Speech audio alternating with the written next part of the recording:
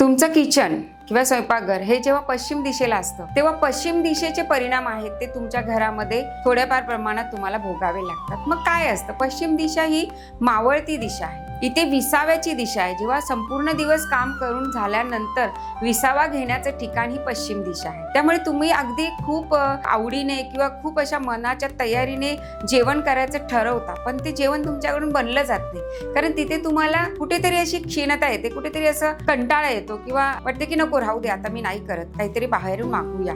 त्यामुळे पश्चिम दिशेला जेव्हा स्वयंपाकघर तुमचं असतं तेव्हा निदान तुम्ही एखाद्या तज्ञाला विचारलं. समजा तुमच्या घरात कसं असतं की मुली ज्या असतात किंवा बायका ज्या असतात त्या जास्तीत जास्त कंटाळलेल्या दिसतात. जॉबवरून आल्यानंतर सुद्धा त्यांना जेवण करण्याचा प्रचंड कंटाळा येतो, कारण ती विसाव्याची दिशा आहे. तिथे दिवसभर काम करून सूर्य सुद्धा तिथे मावळतो. तर आपण तर मनुष्य प्राणी आहोत. तर हा जो मावळण्याचा प्रकार आहे, उत्साह मावळणं, हा प्रकार पश्चिमेला किचन असल्यावर कळतं.